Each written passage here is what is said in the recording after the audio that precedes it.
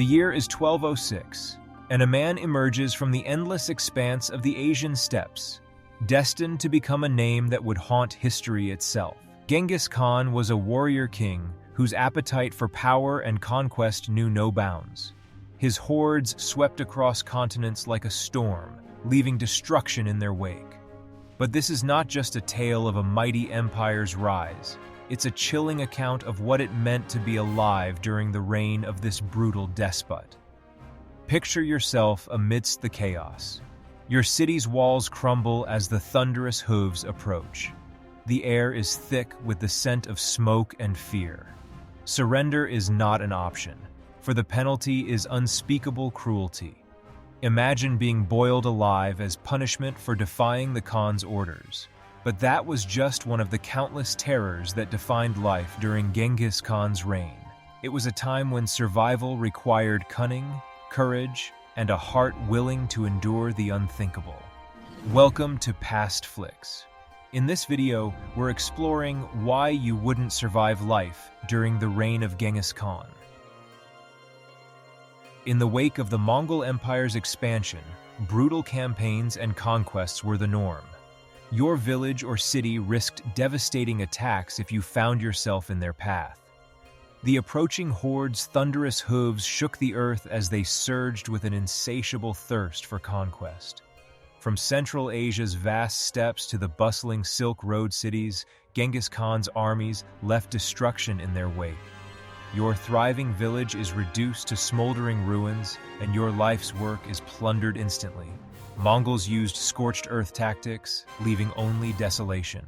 In 1205, Genghis Khan's Mongol armies targeted northern China's Western Xian, Jin, and Song dynasties. Western Xian, the nearest and weakest, faced a full-scale invasion in 1209. Mongol archers were unmatched, launching deadly arrows from horseback. Western Xian fell in 1210, aiding the Mongols in their southeast move against the Jin dynasty. Genghis Khan then conquered the Khwarezm Empire in 1221. In 1225, Genghis Khan invaded Western Xian again after it failed to assist against Khwarezm. This time, they showed no mercy, systematically destroying cities. Amidst their conquest of the Jin dynasty, Genghis Khan and his formidable army seized all Jin territory up to the Great Wall of China in 1211.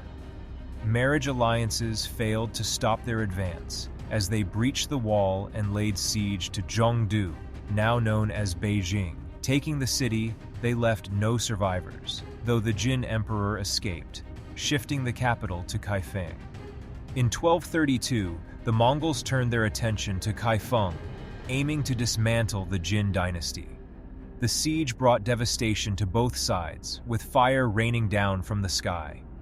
Jin deployed heaven-shaking thunder bombs, early explosives filled with gunpowder, causing havoc on the Mongols. But it wasn't just their military prowess that struck terror into the hearts of those who dared oppose them. It was the sheer scale of their conquests, the speed of their campaigns, and the brutal efficiency with which they subjugated entire civilizations. No city walls were too high, and no resistance was too fierce. The Mongol horde swept through like an unstoppable force of nature, leaving behind a landscape forever altered by their dominance. Survival in this world required more than just strength of body.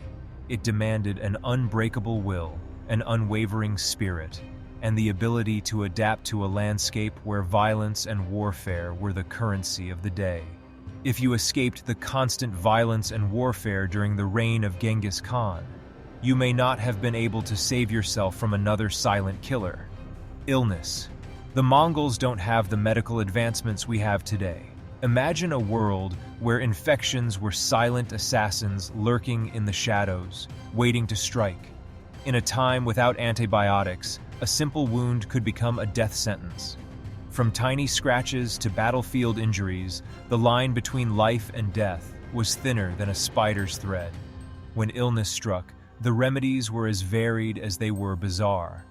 Ancient concoctions, mystical rituals, and remedies passed down through generations, all attempts to fend off diseases that knew no mercy. But often, These efforts were as effective as trying to hold back a tidal wave with a single bucket. The Mongols practiced advanced quarantine due to superstitions and fear of demons. Though unaware of germs, they isolated the seriously ill, understanding the risk of close contact. Their medical practices were far from advanced. Injured warriors were placed inside large animals, like water buffalo, to speed recovery. This brutal approach was reserved for the highest-ranking elite, underscoring the lack of compassion and the grim consequences of not having advanced medical knowledge. If we lived in such an era, our vulnerability to illness and crude medical practices would pose substantial risks to our well-being. A fever could spiral out of control, a cough could become a dire omen and childbirth? Well, let's just say it was a gamble with odds that would make even the bravest flinch.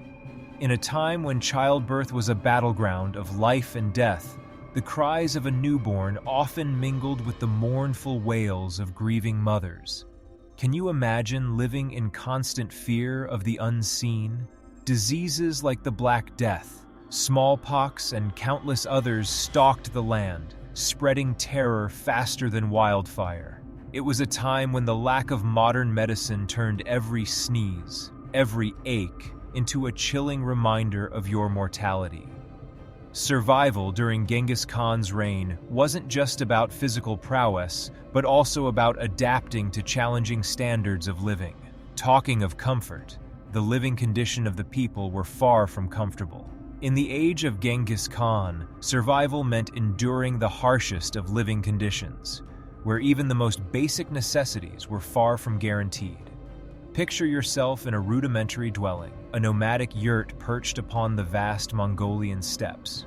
The howling winds seep through the felt walls, the biting cold nipping at your heels, and the constant threat of a harsh, unforgiving environment outside your flimsy shelter. Modern luxuries like central heating, insulated homes, and indoor plumbing. In this world, they were nothing but distant dreams. Every day was a battle against the elements, a test of endurance in a land where nature showed no mercy. The absence of sanitation facilities as we know them would send shivers down your spine. In an age where sewage systems were as primitive as they come, diseases lurked around every corner. Clean water was a rarity and personal hygiene, well, let's just say it left much to be desired. If you were able to find your way around the living conditions, you might face another challenge that will make your odds of survival difficult. A radical shift in dietary habits or navigate a world of scarcity and unfamiliar tastes. The meals weren't about variety or indulgence. They were about sustenance, about fueling your body for the battles against nature and the world. Modern diets filled with a colorful array of fruits and vegetables? Forget about it. Here, your plate would be dominated by various cuts of meat, perhaps some dairy products like fermented mare's milk, and a smattering of grains when available. Can you imagine a life without the convenience of a supermarket around the corner? Without the luxury of choosing from an array of cuisines? In this world, the food you ate was the food you hunted, the food you raised, the food you carried with you. The absence of familiar flavors, the scarcity of familiar foods. It was a challenge that tested not just your palate, but your adaptability to a world where every meal was a lesson in survival. As the Mongol Empire expanded, so did the stakes. Different factions, families, and claimants to power weaved a tapestry of power struggles, where political maneuvering was as deadly as a blade's edge. Purges were not uncommon, and those who dared challenge the established order often paid the ultimate price. And many people on the wrong side of Genghis Khan's fury paid the price in many ways. One method stood out as a particularly harrowing ordeal: boiling alive. It is a punishment reserved for the gravest of offenses. In a time where cruelty knew no bounds, this method of execution left its mark on the pages of history as one of the most horrifying forms of retribution. The story of General Jamaka boiled alive in 70 cauldrons echoes through history. This dreadful act earned Genghis Khan a fearsome reputation. The screams and sight were horrifying, serving as a deterrent and prompting some to switch their allegiance to Genghis Khan due to the sheer terror this punishment instilled. But it's important to note that the Mongols employed different methods of execution based on the nature of the crime, the status of the individual, and the circumstances surrounding the offense. Spilling the blood of nobles or high-ranking individuals was considered taboo, leading to bloodless forms of execution. Wrapping a noble in a carpet and trampling them to death under the hooves of horses was a gruesome end reserved for those who had committed severe transgressions. But boiling alive was a more terrifying fate, a punishment that seared the senses and left an indelible mark on those who bore witness. This is Pastflix, and we'll see you next time.